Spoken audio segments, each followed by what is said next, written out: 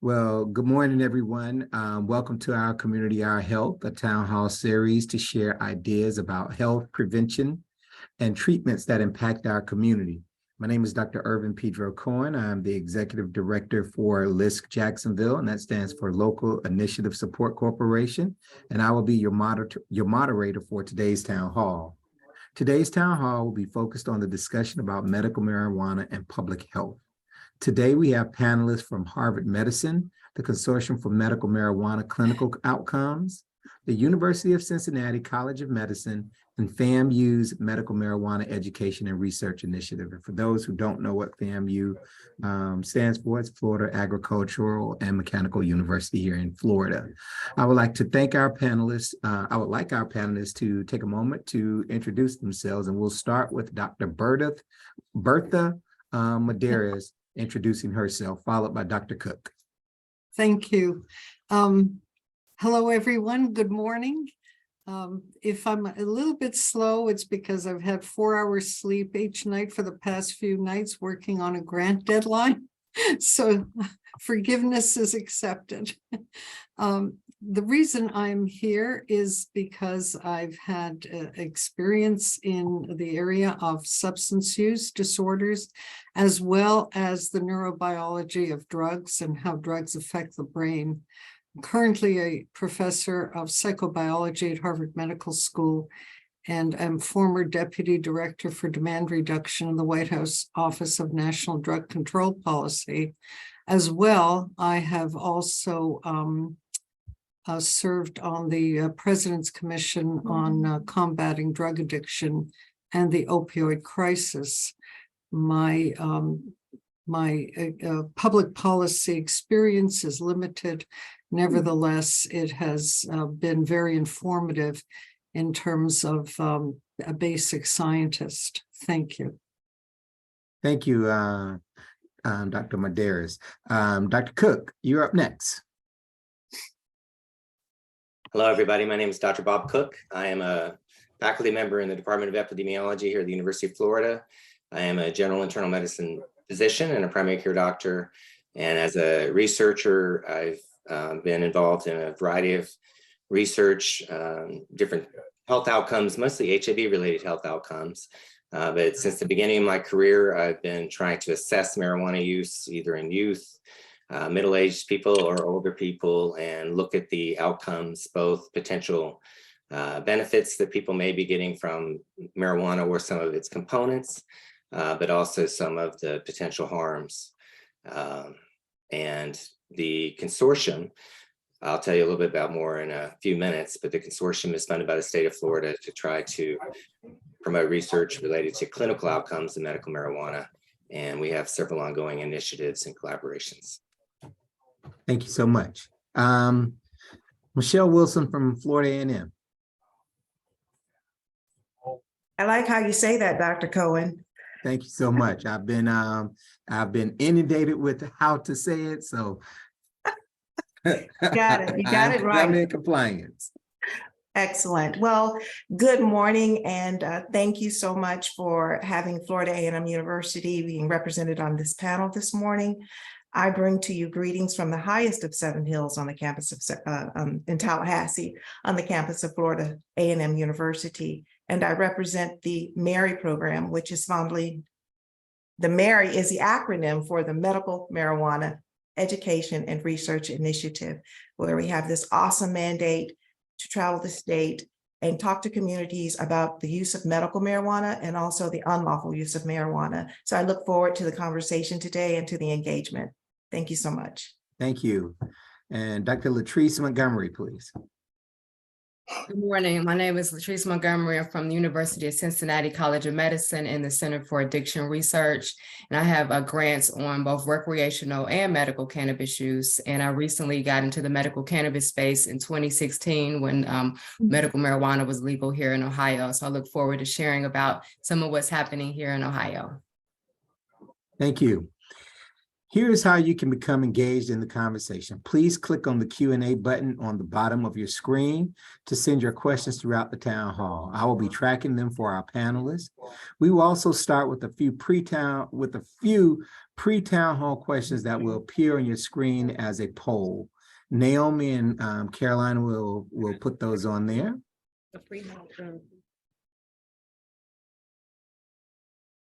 And if you would be so kind as to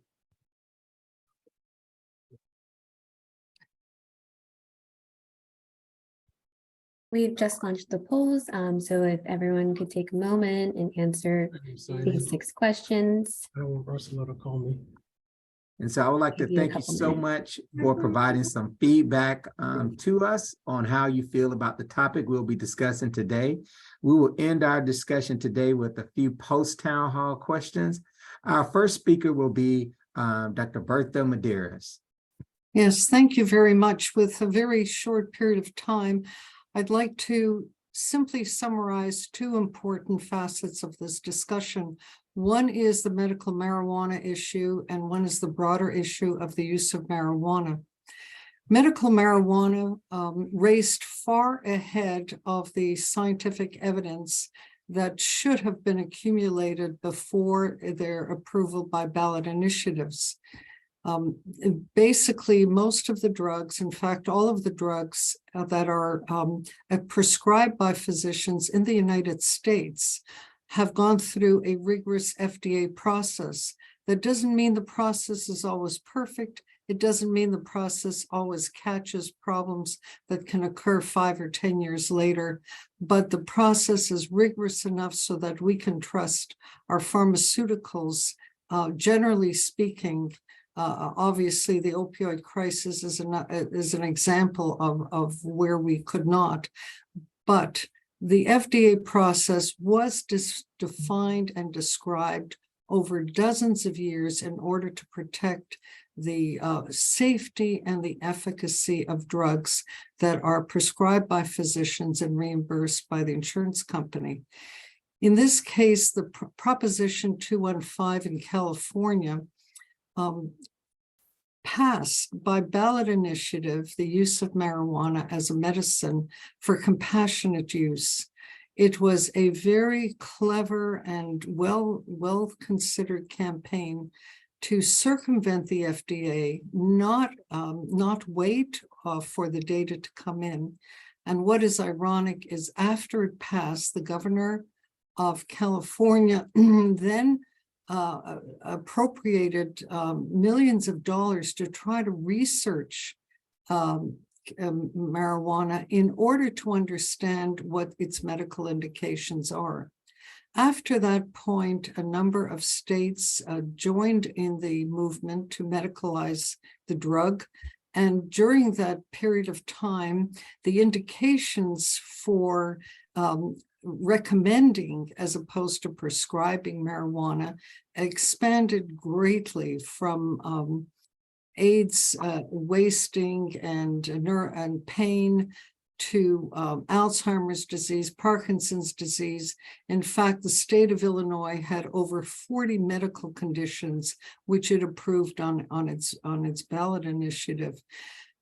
There is very little scientific evidence for many of these medical indications. By scientific evidence, I don't mean patient testimonials, which we always have to consider, but the scientific evidence that has to be rigorous and according to the stringent requirements of the FDA, were not present for 99% of these medical indications. And so what we have had in the past, since it's now nearly 30 years since Proposition 215, is that we've had a vast array of different states permitting the recommendation of medical marijuana for a number of medical conditions, and the FDA still has not approved any of these preparations. What we've also had simultaneously is in the states that catalyzed the medical marijuana movement, we've had a a movement to also legalize the drug. So first medicalization, normalization, and then legalization. In fact, a study that was done on young people probably about 8 years ago showed that the reason they use marijuana recreationally is that it was approved as a medicine. Now, where does the science stand and where should we be going with it? It is really important to excavate what are the indications. Like some shrubby, bushy things like rhododendrons, or and then he was like, "Well, we don't have rhododendrons, but we have hollies." And I was like, "Okay, well, that wouldn't block the garden." I'm sorry. Is somebody please Can we mute please if mute? possible? Thank If you. we're not speaking, please mute. Thank you. So what we currently have is a large void in the scientific evidence for multiple indications. That's one of the problems that the medical marijuana domain is lacking. And by this, I mean for Crohn's disease, for Parkinson's, Alzheimer's, ADHD, and I can go on and on throughout the list, a number of neurological disorders. Number two, what we don't have is patient information and a really informed consent on what are the adverse consequences. There are no labeling systems for defining what could go wrong if one uses the drug, especially if one uses it daily for medical purposes and even more frequently than daily. And I can go through the list of what the problems are with regard to daily use. The third issue we have is that there are very few regulations on potency of marijuana currently.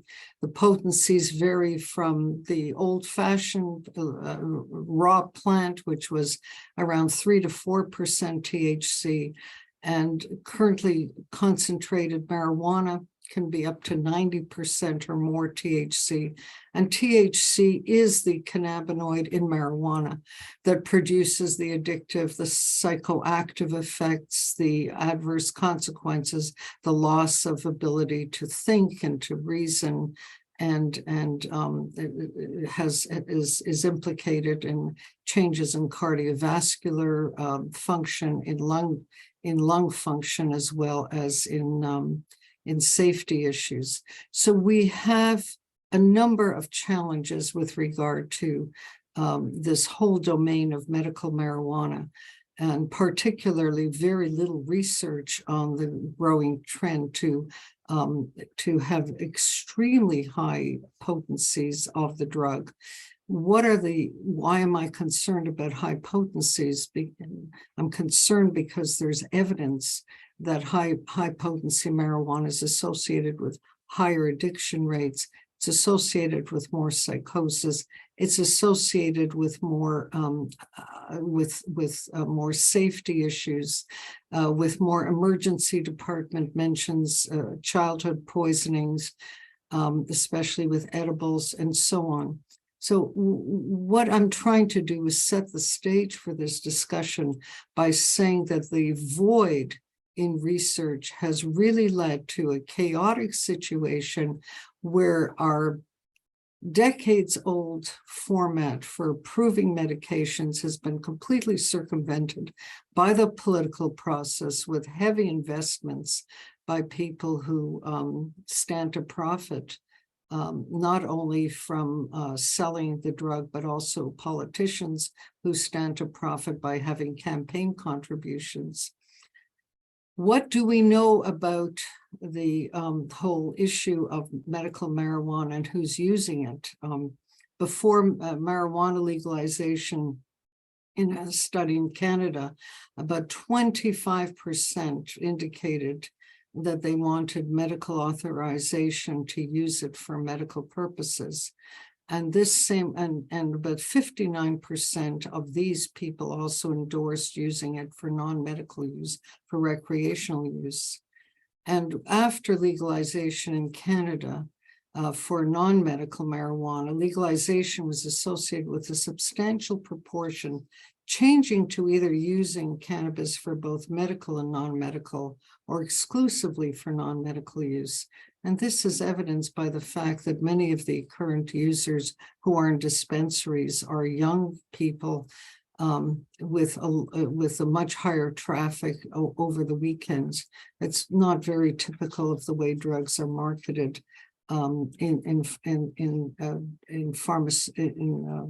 in drugstores, where people show up every day of the week in order to get refills on their prescription. So we have to conclude that there is chaos not only in the states, there's chaos nationally as to what the role of the Food and Drug Administration can and will be in this. There's chaos with regard to the medical indications that vary from state to state. There's chaos in the scientific literature with regard to what evidence we have for the myriad medical indications for which the ballots, the state ballots have permitted. And there's chaos because there is very, very little public information with regard to the adverse effects of marijuana. These adverse effects depend on the composition of the plant, the dose of THC, how often it's used, how early, how young you are when you use, or even elderly people, and how the mode of delivery.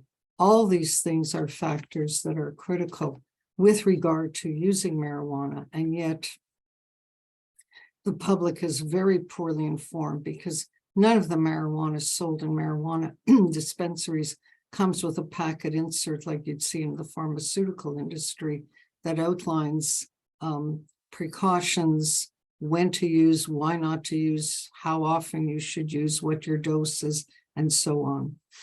So I think what is really important is to recognize that we need more research. We need research on whether or not the medical indications are really validated. Jody Gilman at the Mass General Hospital here in Boston just published an article showing that people who hold medical marijuana cards, they are using marijuana for symptoms of pain severity and sleep problems. And yet what she found is that there's a higher incidence and greater severity of cannabis use disorder compared with people who do not use it for medical, compared with people who want to use it for medical purposes but have not yet initiated. There's also a higher incidence of cannabis use disorder with anxiety and depression. There was no significant improvement in pain severity, anxiety, depression.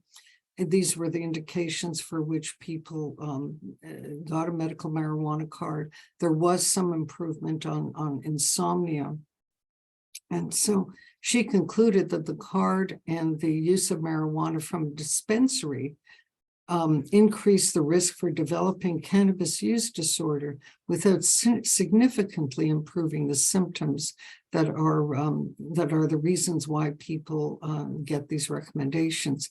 So in summary, I think what we need is a lot more information, a lot more science, a lot more thought being given to regulating this industry, especially with regard to potency, and especially with regard to purity of the plant.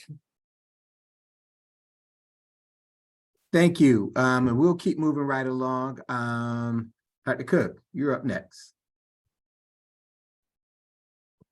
All right. Well, I agree with the previous speaker in terms of the need for research. And just in my 5 or 10 minutes, I'll just comment on a couple of the points that were made. So there's a couple of legitimate challenges to doing research on medical marijuana. And one of the first is that marijuana is not just a single thing.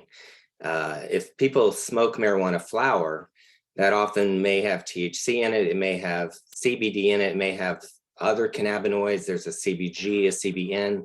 It has terpenes such as limonene and myrcene that are believed to have some of the therapeutic effects or potential side effects that people experience.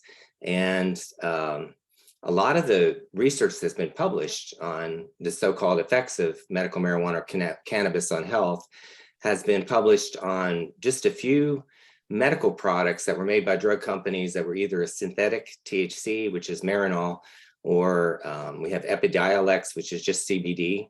And then we have a couple of products that are a combination of THC and CBD. But we really don't have research hardly at all on the entire plant. And there's a lot of debate amongst users of whether there's a so-called entourage effect in the plant that has a lot of different cannabinoids versus some of these pure isolates of a single drug like THC.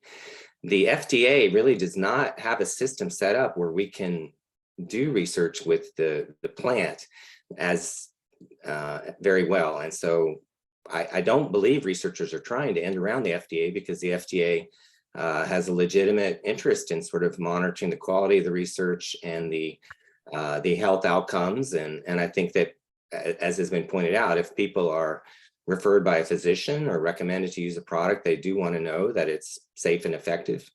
But right now, and I see Sheila Austin on the call, she's really tried to work with us on some of these FDA related issues from the Clinical Translational Science Institute. We just really are, it's just not, the FDA wants to evaluate products that can be made the exact same way, the exact same time, over and over.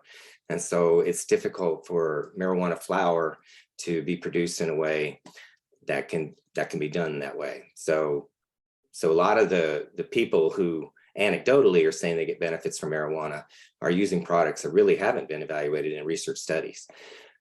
We are currently just finished a prospective study of self-reported people using medical marijuana in Florida, both people who are new and just about to start it. We're going to do a baseline and follow-up. And then we also are going to, we have already collected data from 600 people that are sort of a convenience sample of people using medical marijuana. We did ask them criteria for cannabis use disorder, and we did ask them questions about whether they think marijuana is effective and benefiting them. And from what I have seen, if you took 100 people, I truly believe that some of those people will feel better, have better quality of life because of marijuana use. And some of those people will feel worse or have side effects or potentially become somewhat addicted or dependent on the plant or marijuana. And so it's very difficult because we have this wide individual variation. And so much of our research will study a typical clinical trial of 100 people. And if one group does better than the other, we'll claim that it's effective. But marijuana seems to be really individualized. Even specific types of marijuana, specific types of strains, some people seem to like them and others don't. And so that makes it even more complicated to study. So we are really fighting hard to try to do the research. We're trying to enroll people who are new to, haven't used formal cannabis, which can refer to CBD or marijuana, and prospectively monitor them. I think that we are concerned about side effects such as heart palpitations or severe anxiety attacks. Some people are certainly getting symptoms of cannabis use disorder. And so we want to make sure that people who do develop that and want to stop have ways to stop. On the other hand, a third difference I just want to point out is that marijuana is not really being used for the most part to treat medical diseases such as hypertension or diabetes or cancer. People use it if they have cancer. People use it if they have some of these conditions, but they're mostly using it to manage symptoms. And the symptoms could include poor sleep. They could include pain. They could include anxiety related to pain.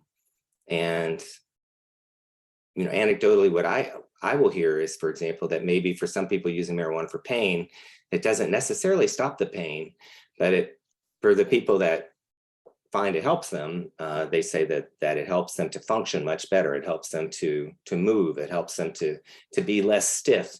It helps them to stop worrying about the pain so much. It helps them to be more interactive with other people. And so it does seem like for a quality of life and functioning standpoint, I encourage us as we look at public health, as we look at the total well-being of a person and not just whether a specific pain symptom or a specific anxiety score improves or doesn't. I guess finally, I would say that from a public health standpoint, I think the data on use in kids and teenagers overall doesn't look as safe as it does for adults. While certainly marijuana can cause acute confusion and it could cause a car accident, for example, if somebody was really under the influence, we don't really have evidence that marijuana is causing long-term cognitive effects in adults. Heart disease is a potential problem with long-term use, and I think we are looking at that. We haven't seen that marijuana itself is causing any types of cancer consistently. So I think that it is challenging. There are 788,000 people currently actively registered in Florida to receive medical marijuana. So I don't believe it's going away.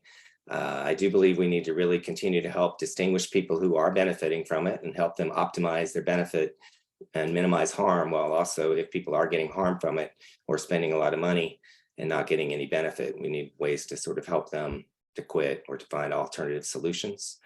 And if people are interested in research, I encourage them to contact me. The consortium, I'll put a link in the chat box, is going to have a conference in Orlando on medical marijuana in April, and Dr. Jody Gilman will be one of the keynote speakers. So if you want to hear Dr. Gilman in person, come to Orlando in April. I'll put that in the chat. Thank you so much. Michelle.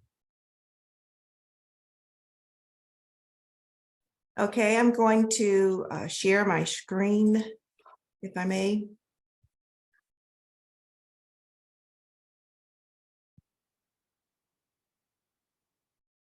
We should be able to.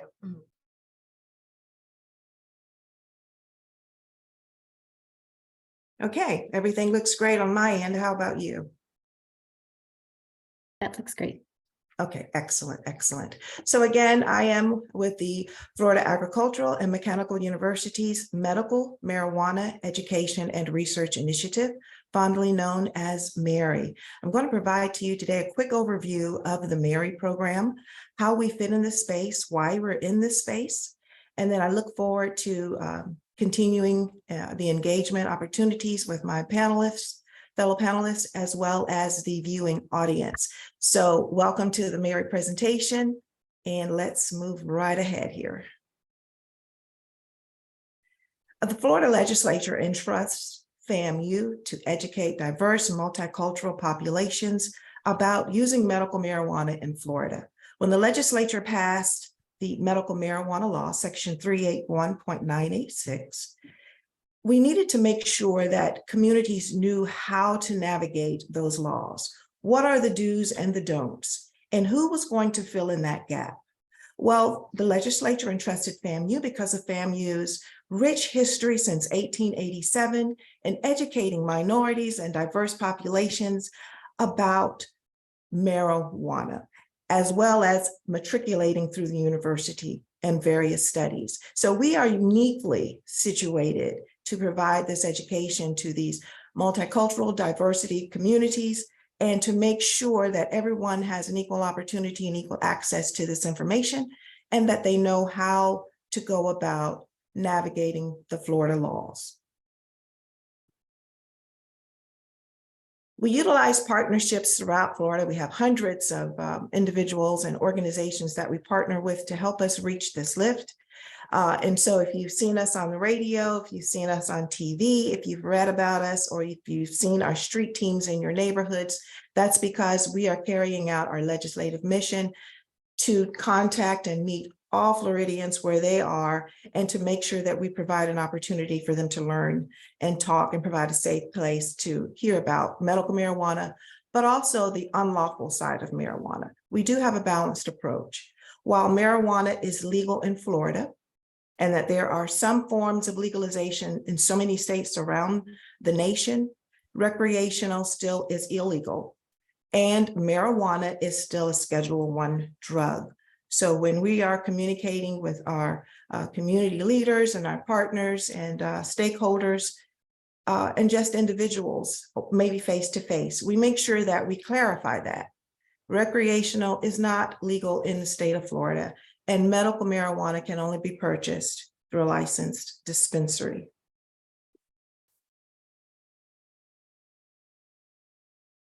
Here are some of the key points and information that we share with individuals that we come in contact with.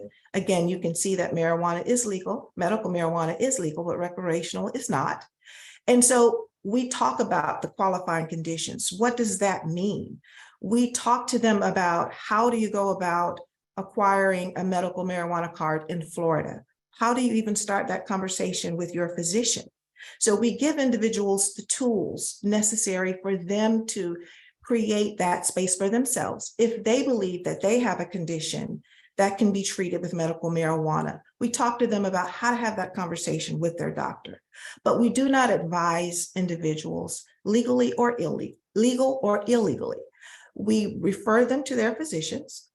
We refer them to law enforcement for any kind of personal issues because we're not physicians. And of course, we don't want to jeopardize providing the appropriate information and making sure that person has access to care.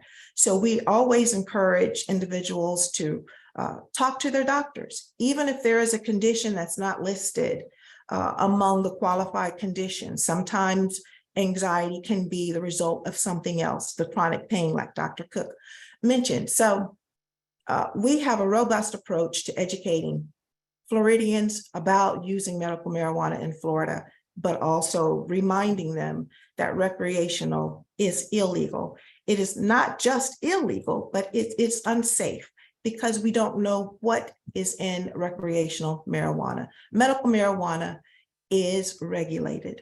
Recreational is not.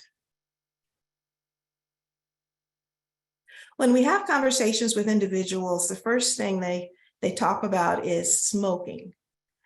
So many are unfamiliar with the methods of consuming marijuana. We share this information as well. We talk about the gummies, which is quite popular, especially among our seasoned community members who are using medical marijuana to treat pain from arthritis and other types of illnesses. And so we share with them, and then we see the light bulb go off that there are a number of ways to consume medical marijuana. Smoking is not the only method of consumption. So here's where I really want to talk to you about our new learning management system called Mary on Demand. This is a robust system that we've created to provide an opportunity for individuals to learn at their pace and to learn about topics that they're interested in. For instance, we talk about the history of marijuana. We talk about how do you go about navigating a dispensary. We also share topics about your body and your health, kids and cannabis, and all sorts of other topics that we find the public is really interested in and thirsty to learn more about. So we encourage individuals to go to our website, sign up to receive our newsletters, create a subscription so you're notified when we add new content and new topics.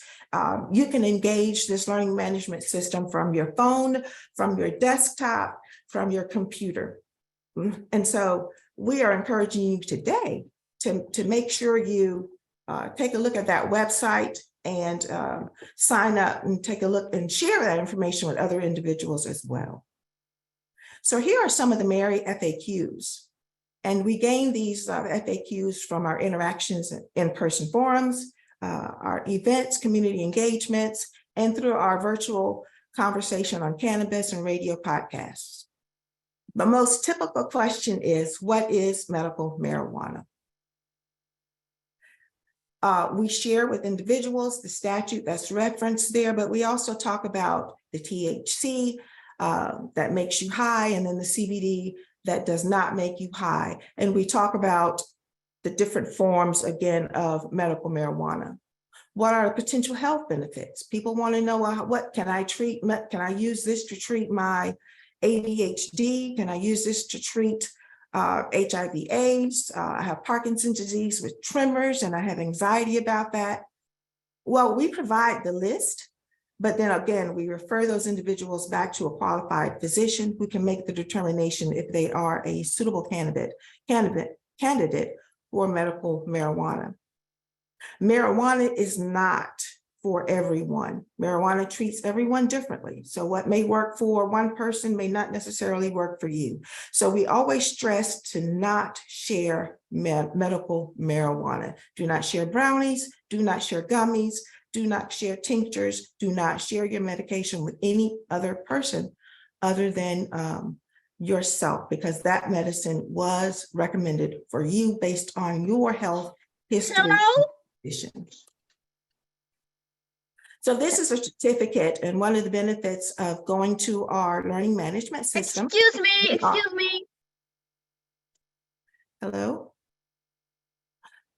We offer the certificates, which is a virtual certificate. We also offer badges for completing the modules. We also provide incentives in terms of awards. So you can win a reward for traveling to a resort. You can actually win cash. So we have many ways to incentivize the learning opportunities available on this learning management system. This is where you have an opportunity to click and scan our QR code. You can visit the site again on your phone, and you can take a look at those topics that are available now. We are always going to be including new content. So you want to sign up so you can get that notification and see what the new topic is, and then share with your friends and families as well. Conversations on cannabis. We have a virtual opportunity to bring experts to the table every third Thursday of the month on Facebook and YouTube Live. And we have topics that we think are very relevant. This last quarter, we talked about the highs and the lows and depression for the holiday months in medical marijuana. We also talked about pregnancy. Should you use marijuana while pregnant? Is medical marijuana a diet weed for diabetes? That's something we also talked about as well. We brought in the experts, We brought in the experts to actually talk about the research and their knowledge about the subjects. So we not only bring in the experts, but we provide an opportunity for individuals that are viewing to interact with those experts and to ask questions on demand live. For those individuals who are unable to watch live, these videos are stored on our Facebook page as well as on YouTube. You can search for them and watch at your leisure.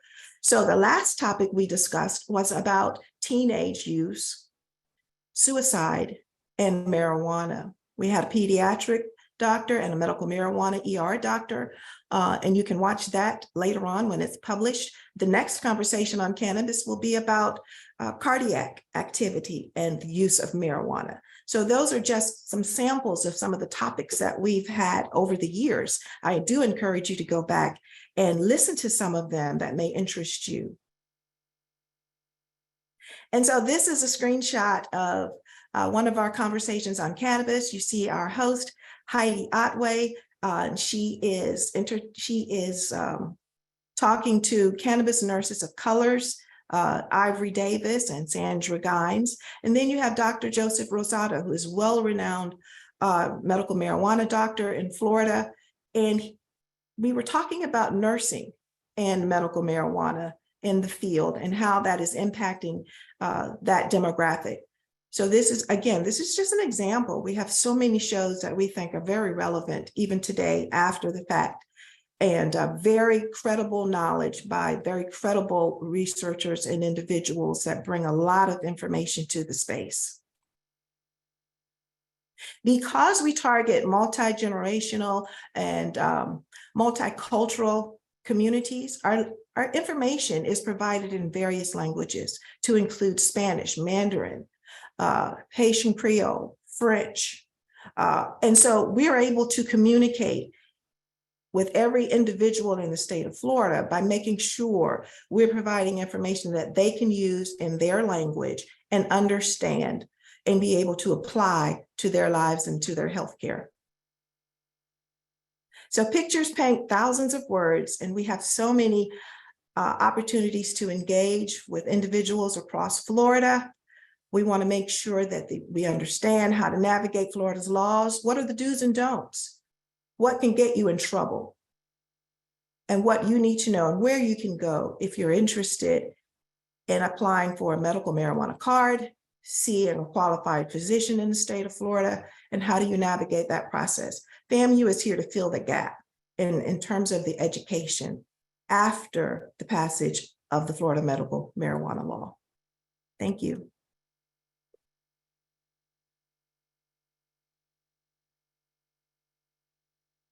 All right, Dr. Montgomery, you're up next.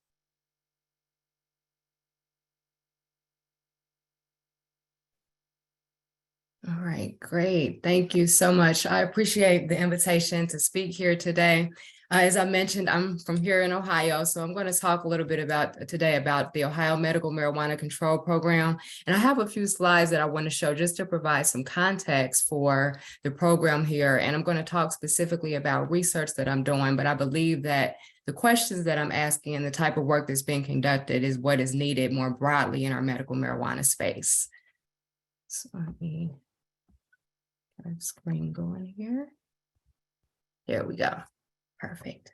So in Ohio, as I mentioned, the program, we had a bill to legalize medical marijuana in Ohio in 2016, but our program wasn't fully operational until 2019.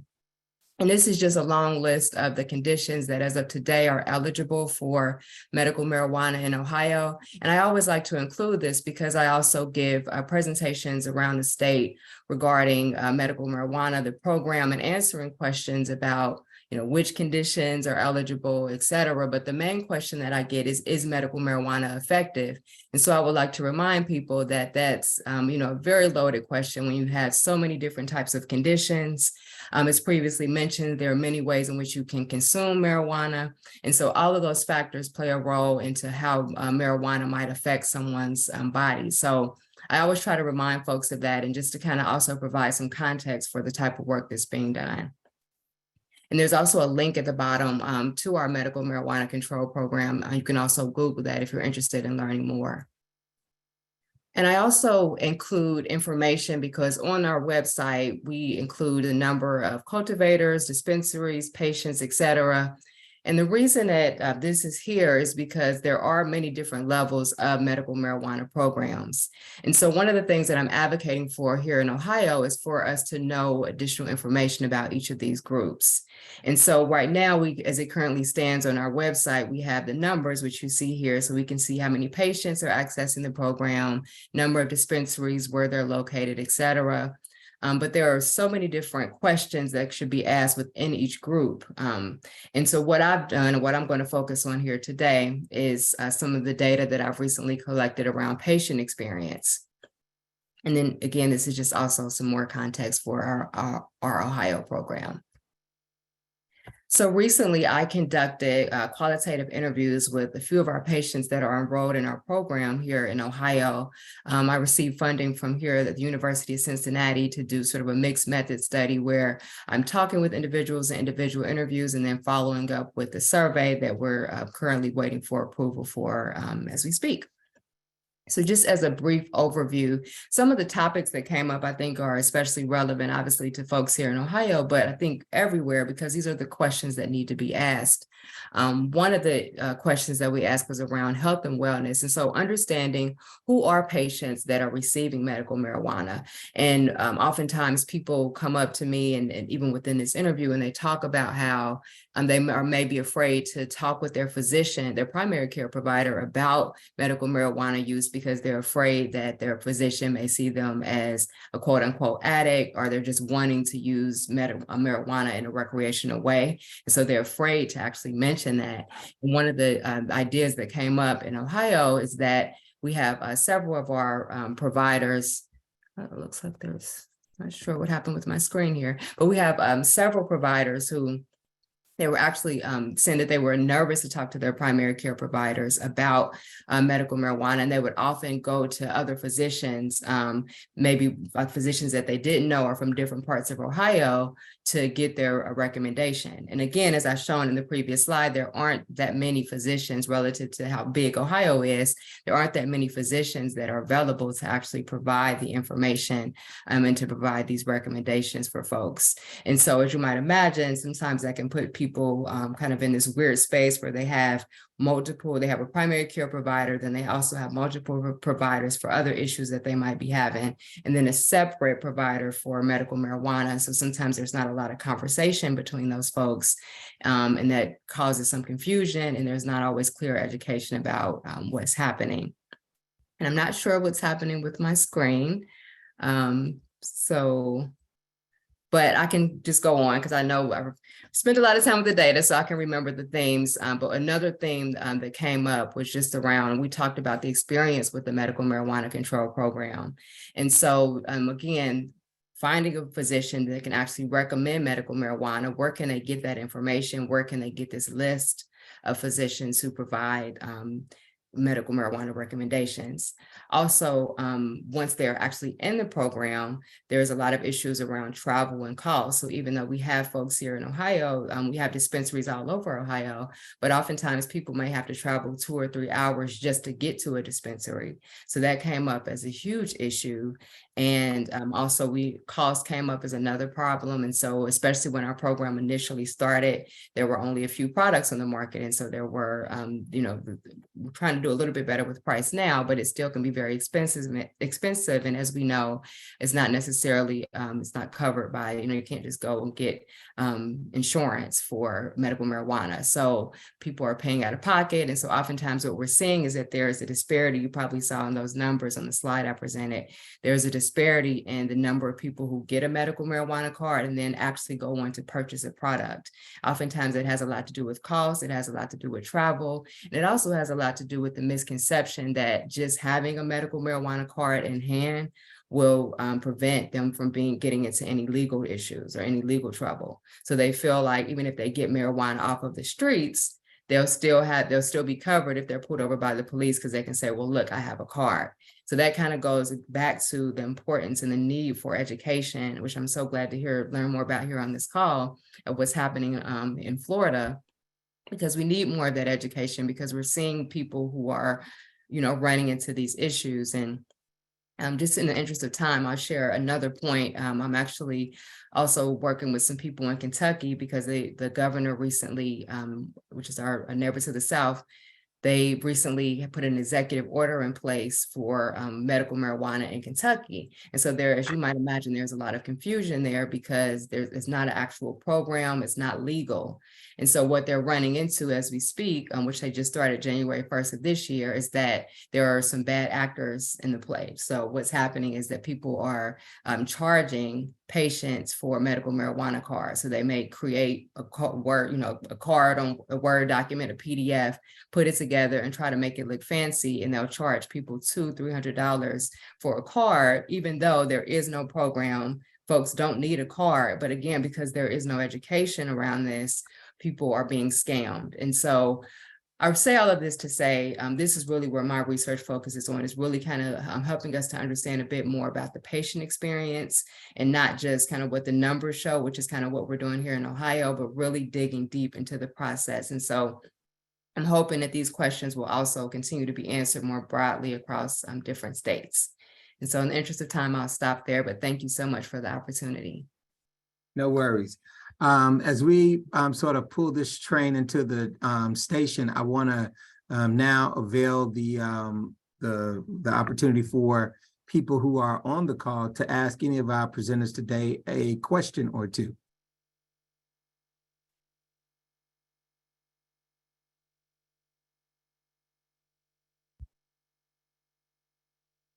I'll just start so that, just in case there's somebody else that is a little afraid to ask a question. But how do we, I guess, or you guys, prevent this from falling into the area of disparities as we've seen across the board with access to other potential treatment methodologies? And when I say disparities, I'm talking specifically, from my vantage point, in non-communities of color, medical marijuana is legal.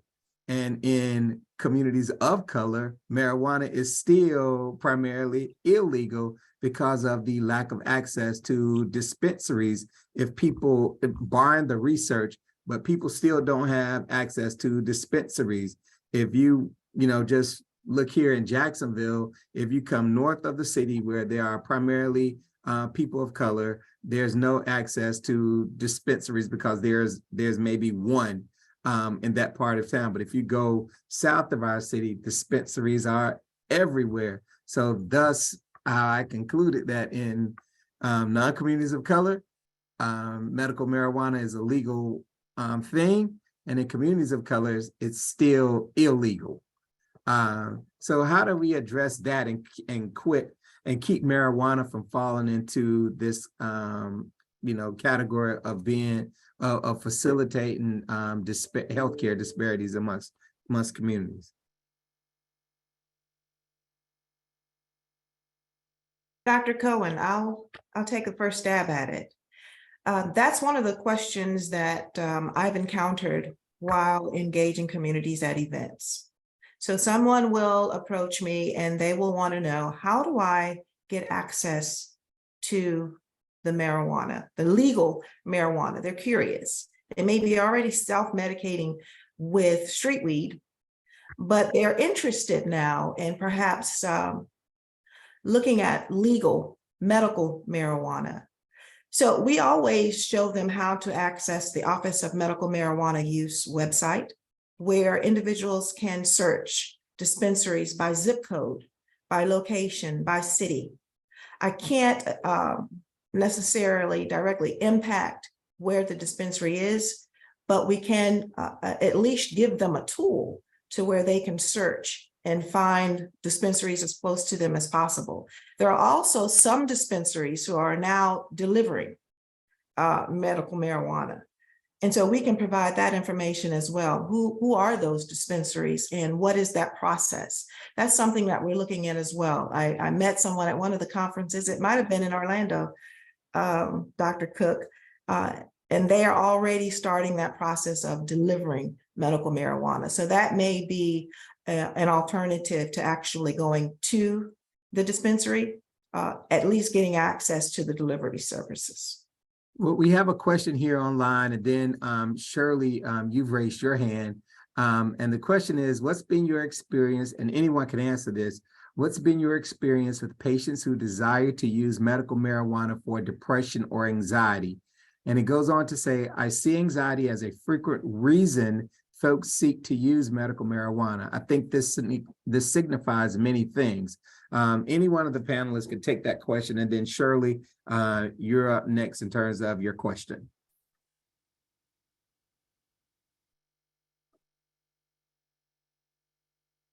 I can jump in here.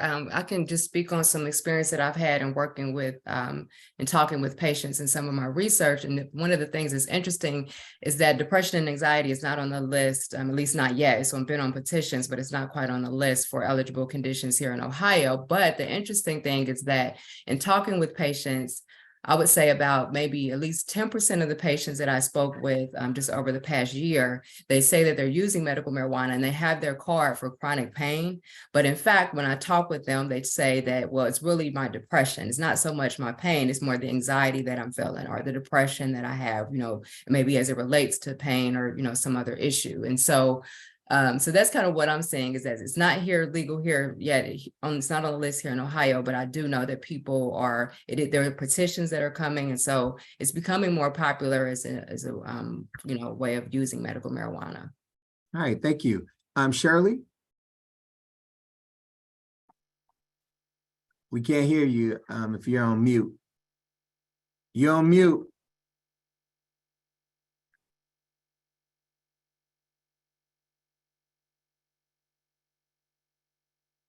Well, while she's experiencing technical difficulties, Dr. Madras, we'll let you go.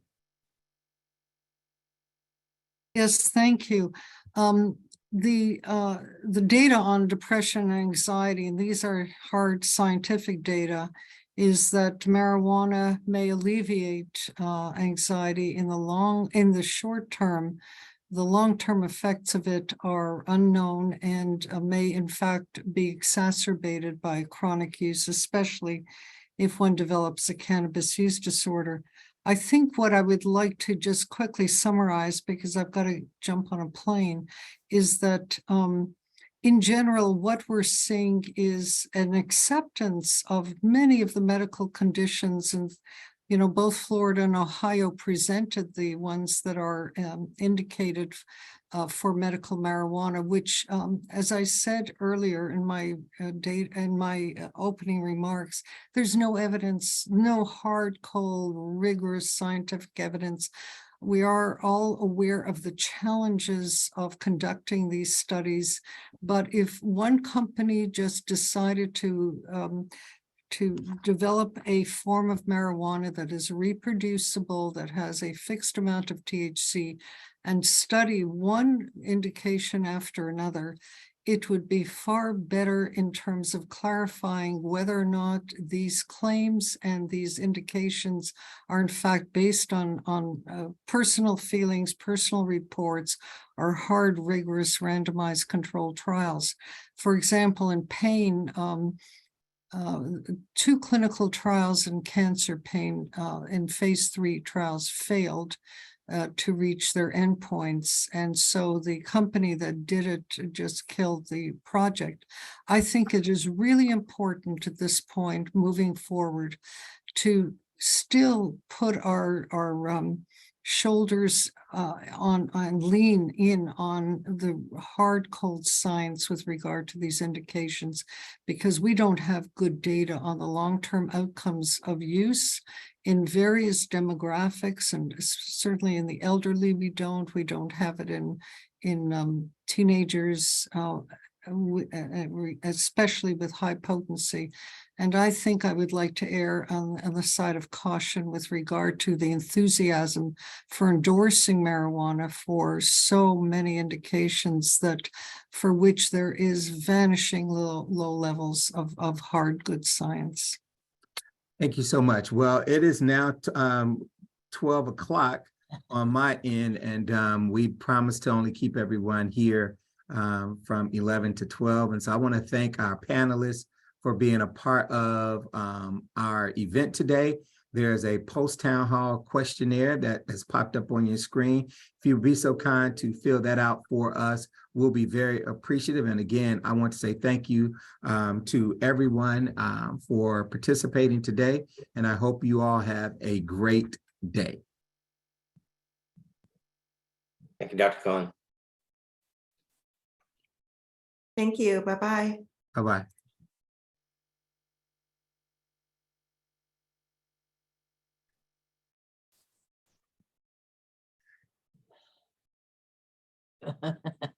Sorry, I couldn't ask my question. It was about how does one who goes to a marijuana clinic to get treatment return to their community doctor for continuing care on the diagnosis? It's a valid question, Shirley. No time.